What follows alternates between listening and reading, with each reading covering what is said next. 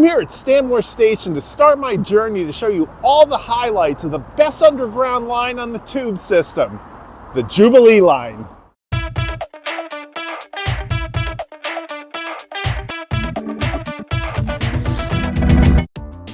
London's tube definitely has its ups and downs.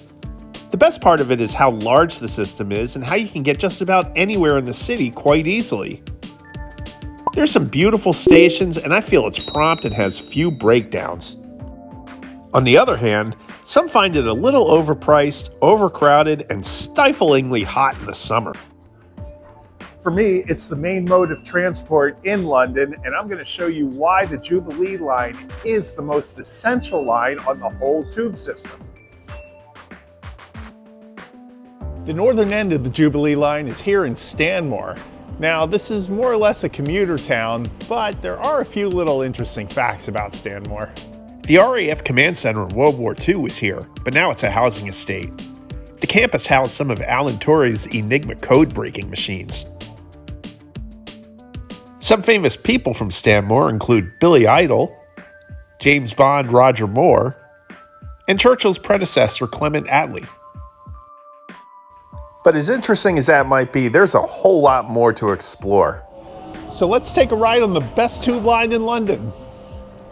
The Jubilee Line opened in 1979, but some stations along the line are almost 150 years old. The route runs from northwest London, crosses the Thames 4 times, and ends in East London.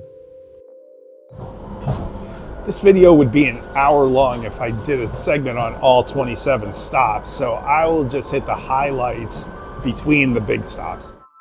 Cannons Park, Queensberry, and Kingsbury are the next 3 stops. Like Stanmore, they're mainly residential. Barnet Football Club is at the Cannons Park stop. In the station signage and on the tube maps, all of the lines are color-coded, and the Jubilee Line is represented in silver. That's because the line was named after the Queen's 75th or Silver Jubilee. The next stop is the first big one on the Jubilee Line, and the first of 10 stations that are shared by another tube line. This is Wembley Park. It is home of England's national football stadium, and today it just so happens to be hosting the English League Cup. As you can see, it gets really busy here on game days, and if it wasn't for the Metropolitan Line, which also stops here, it could be far worse. There's also nearby Wembley Central Station to further help alleviate congestion. And this is only the first big stop, so let's get back on the train and check out some more. The tube has 6 zones with fares increasing through each zone. After Wembley Park, you'll move from zone 4 to 3 as you pass through Neasden, Dollis Hill, and Willesden Green. Even though you're getting closer to the city, these are still very residential towns, though it's worth stopping at Neasden to see the beautiful Sri Swami Narayan Hindu temple. You really start to feel like you're getting into the city in the next 2 stops, Kilburn and West Hampstead.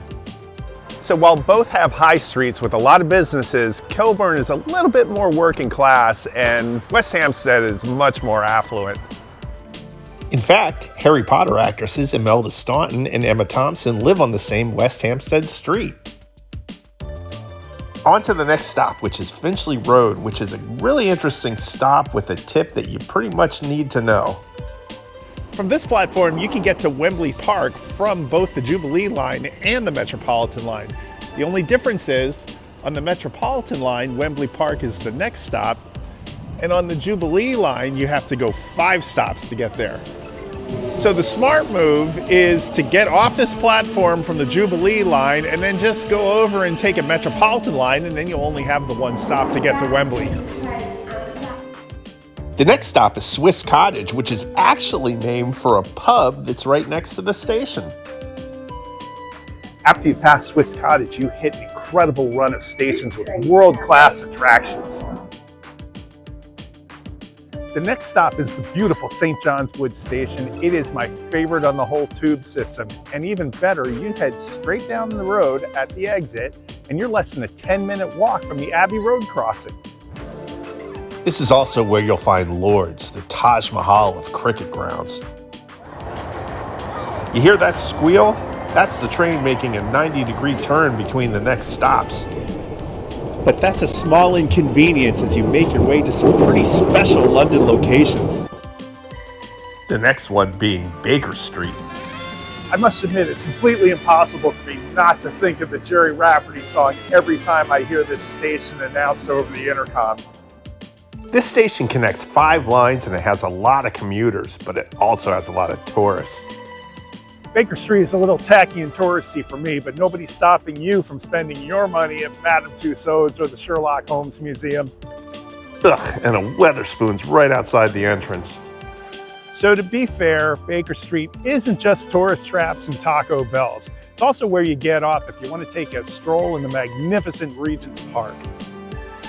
I hope you're in the mood to go shopping because our next stop is Bond Street.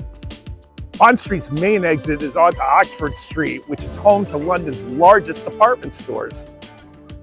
This is where you'll find all the big retailers like Tiffany and Louis Vuitton. And you're definitely going to want to come here during Christmas time.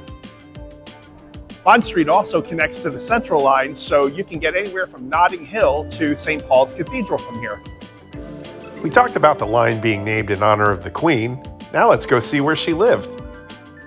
Green Park is a really nice little stop that'll take you both to Mayfair and the beautiful Green Park, which it's named after. It's a pretty popular stop with the tourists because it's the closest one to Buckingham Palace. And if you're into absurd crowds, I got the stop for you. Westminster is where you see Westminster Abbey, the London Eye, Parliament, and a certain other attraction. Even though you have to deal with large crowds every time you come to Westminster Station, believe me, those stairs behind me are the best exit on the entire tube system. Seeing Big Ben right when you walk out is truly awesome. The next stop is our first trip across the Thames. Waterloo Station has interchanges with the Northern and the Bakerloo lines. And that means between Waterloo and Baker Street, in those 5 stops, you can access every single line on the tube system. And the Jubilee Line is the only place you can do that.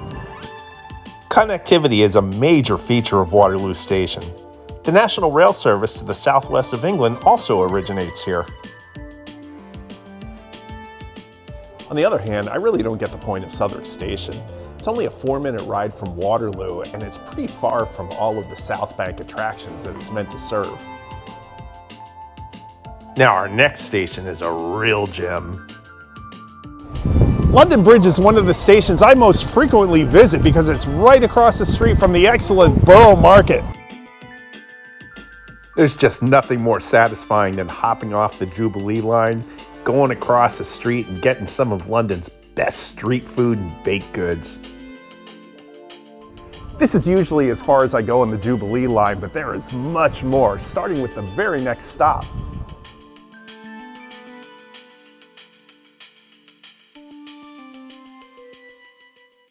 So we're getting off here at Bermondsey because of the awesome Bermondsey Beer Mile.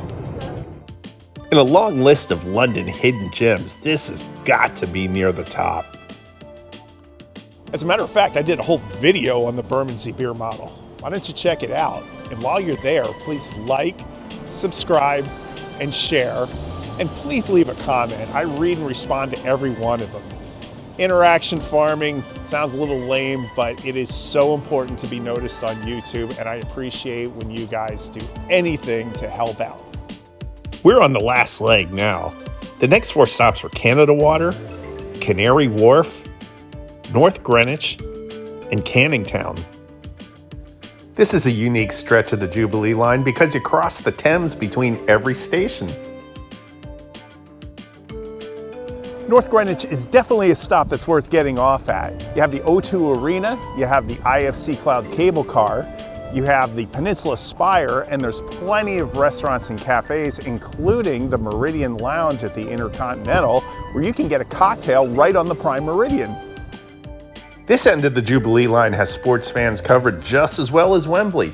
So if you want to see a West Ham match, or as we Wolves fans call them, wet spam, don't get off at West Ham. That is not the stop with the stadium. For that, you have to come to Stratford, the eastern terminus of the Jubilee Line. This is the busiest station outside Zone 1, and you can see why. There's a huge shopping and entertainment complex as soon as you get off the train. This is also the location where many of the 2012 Olympic venues were, including London Olympic Stadium, which is where Wet Spam plays now. The enormousness and abundance of big attractions makes Stratford a fitting end to the Jubilee Line and a fitting end to our journey. So as you can see, from connectivity to cleanliness to reliability to points of interest, the Jubilee Line is the crown jewel of the tube in London. So the next time you're at Regent's Park or Fortman Mason or Borough Market or right here at the Bat and Ball in Stratford, I want you to appreciate how easy it was for the Jubilee Line to get you there. Cheers.